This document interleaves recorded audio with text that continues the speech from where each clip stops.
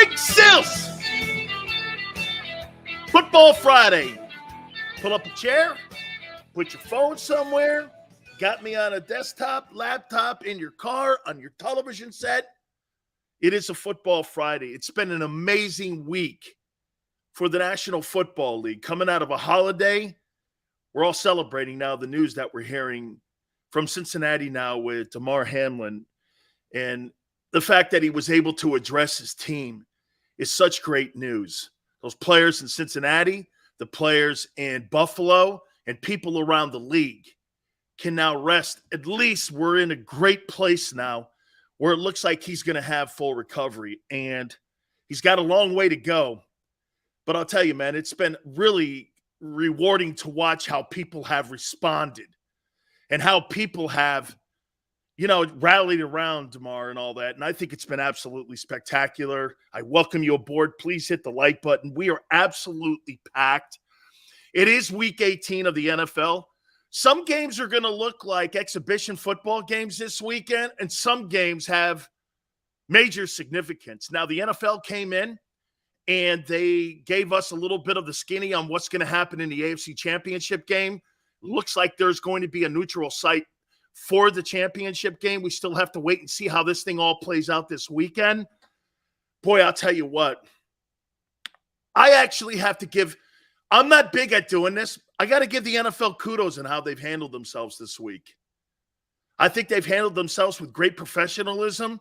Surely the Bengals and the Bills have handled themselves with the Damar Hamlin story. The front office has handled the NFL story well. I got to give them kudos. This is one of their good moments, I think, and how they've handled it. See, when you're in a position like this, you're almost in a no-win, no-win scenario when you have to do something. Somebody's going to get jobbed when it comes to the playoffs. And I got to give the NFL credit. They've handled themselves appropriately, respectfully. The families have had nothing but great things to say about the commissioner and also Park Avenue. Kudos. And they're going to figure this playoff scenario out. So we're getting ready for playoff football. It is Eagles and Giants. It's always hard to evaluate a game like this when the other team's not going to show up. It's going to be the Philadelphia Eagles versus the New York JV Giants. This is going to be a JV game. So please do me a favor come Monday. Don't sit around and tell me how great the Eagles look when you're playing a JV team. This is no game to gauge whether or not you're going to go far into the postseason. The junior varsity Giants are playing, okay? The junior varsity Giants. You're not going to see Saquon Barkley. You're just not going to see Barkley in this game. You're not going to see a lot of significant dudes that the Giants will rely on in the postseason in this game. You may see a quarter out of Daniel Jones. Other than that, the junior varsity Giants are going to be there. So, again, we'll kind of go over a little bit on what we're going to see. The Eagles have to have this game. They have to have it if they want home field advantage. In my opinion, the way they're playing right now, you don't want to have to go on the road and play Tom Brady. I don't think you do. I don't think you can win right now with the shape you're in.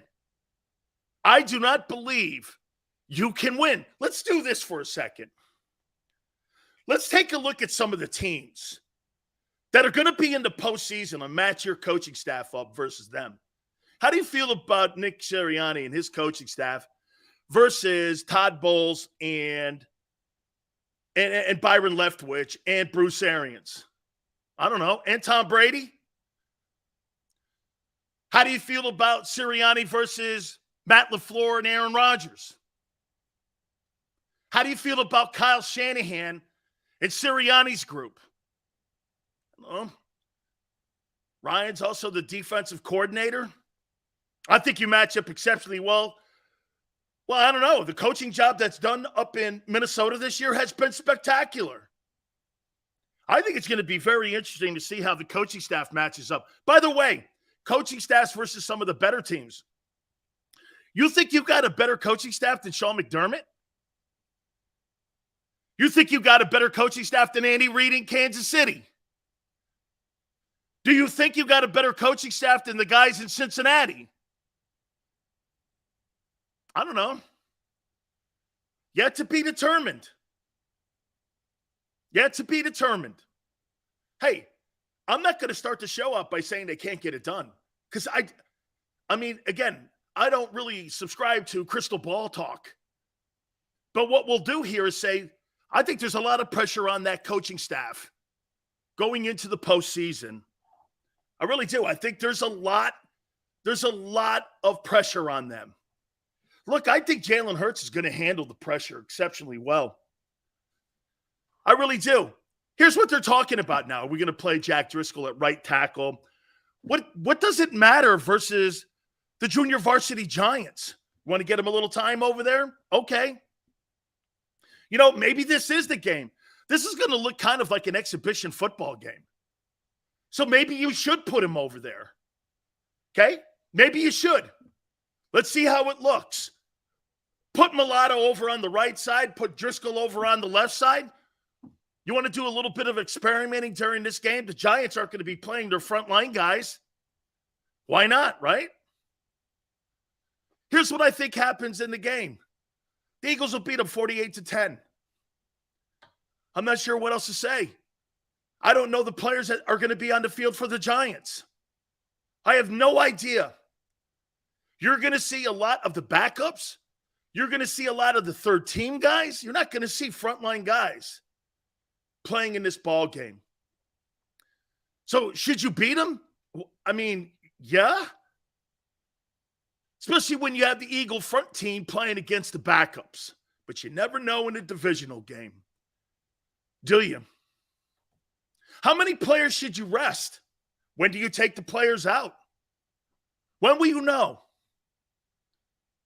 When will you know? By the way, you might want to take your players out as soon as possible because you're only going to have 1 week, and you were counting on 2 weeks of rest. Well, that plan went out when you got beat by the Cowboys and the Saints.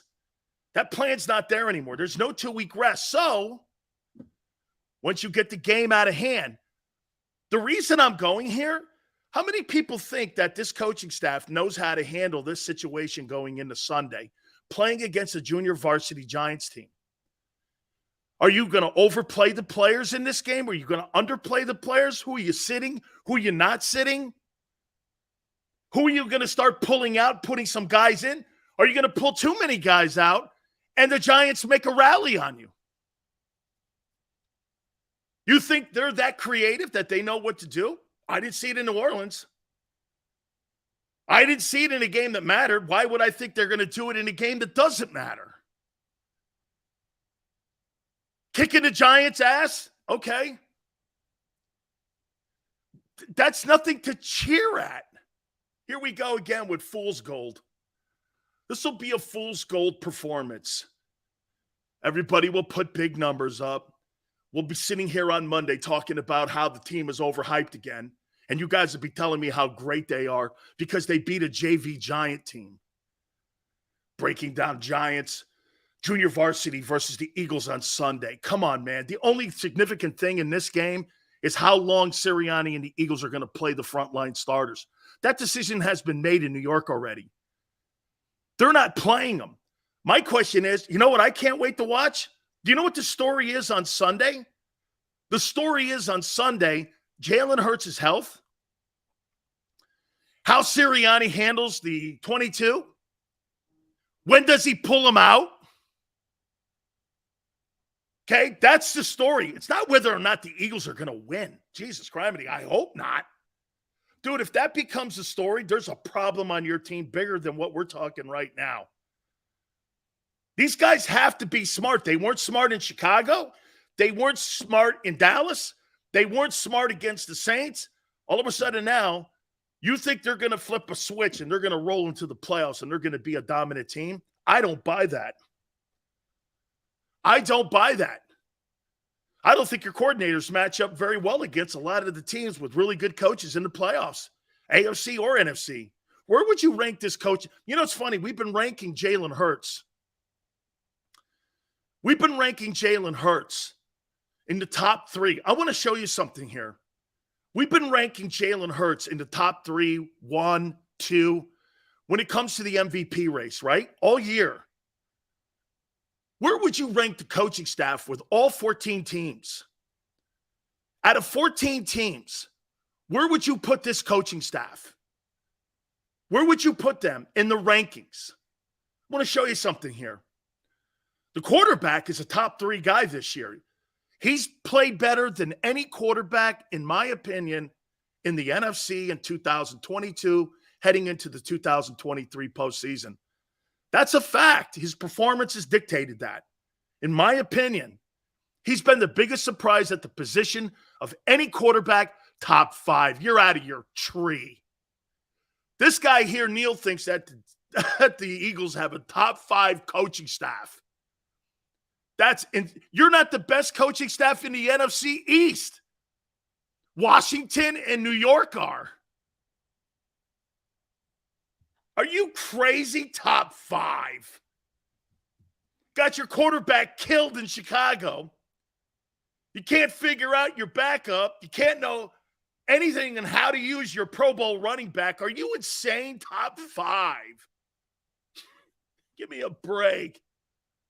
Absolutely. Washington beat your ass, Travis.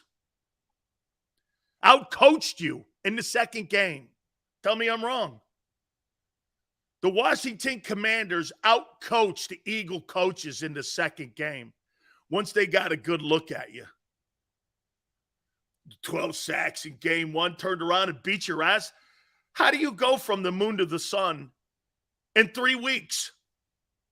How do you go from looking like that where you had 12 sacks and getting beat the next game? Coaching. That's what it's called, kid. Coaching. Got beat by Tyler Heineke. Well, you got beat by good coaching, too.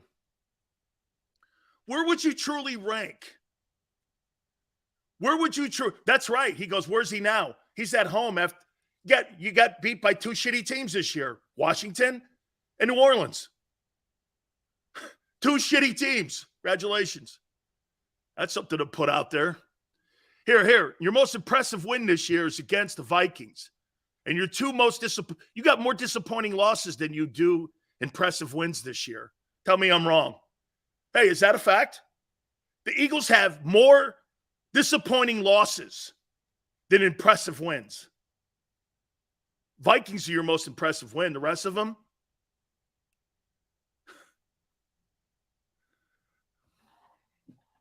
Right?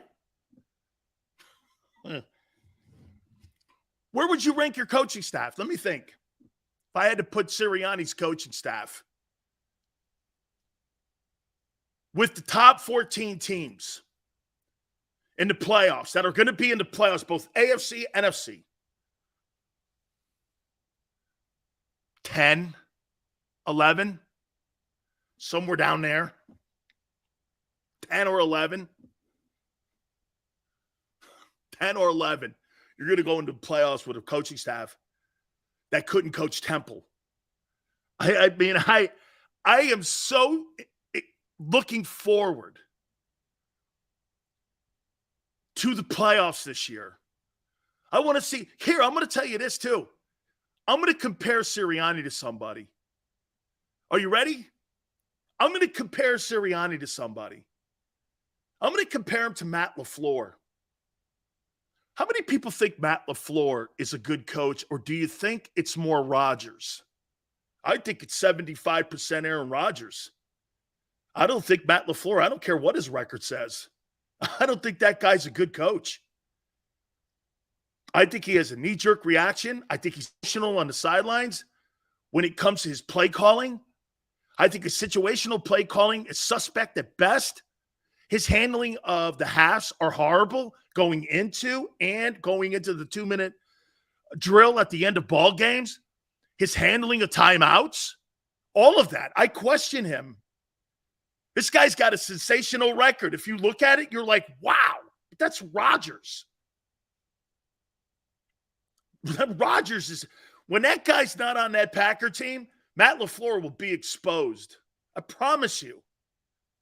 Look at how Belichick somewhat is being exposed in New England. He looks like, can I tell you this about Belichick? Belichick looks like Cleveland Belichick. He looks like the guy that was in Cleveland. That's Cleveland Browns Bill Belichick now in New England. Because he doesn't have a top-flight quarterback. He's got a good dude. Mac Jones is a dude. He's good. He's above average. You're going to win games with him. But that's not an exceptional roster up there. That's not an exceptional roster in New England. Now, some would say Sills, 22 years. They kept it together. Don't you think there's going to be some downtime after the Brady era? I do. And he's somewhat keeping it afloat. That's why I'm not in any move to do anything with Belichick, because you got to give him the chance to rebuild this thing. It's not going to be overnight. It never is. Unless you're Howie and you go get free agents. Howie is sensational. And I said this to you. Howie is sensational at free agency and cutting deals. He's sensational at it. He's a great coverer of mistakes. That's what, you know what? I think that's Howie Roseman's true strength as general manager, is how he handles himself. I completely think he's a guy that does this. I mean, look, we make a mistake here. We got to go get a wide receiver. And the quarterback's not making any kind of money right now, so let's just go out there and let's get A.J. Brown. And remember something, Devonta Smith a year ago, people were looking at the numbers going, hey, he's good, but I think we need more. That's why they got A.J. Brown. They went out. They think they needed another playmaking wide receiver, and they ended up going out and getting him. It was quite costly, but they did. They did. Sirianni is currently the betting favorite for Coach of the Year. Good luck to you, guy. I don't think he's shit. He's too emotional. He's not the betting favorite. I actually have the betting favorites for the Coach of the Year. You're wrong, as usual. Arthur goes, Big Sills changes his mind like underwear. Really? No, players' performance changes my mind.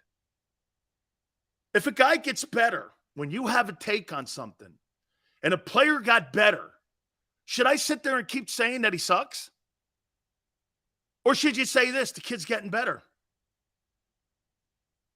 Dude, I'm more of an observationist than a sports talk guy.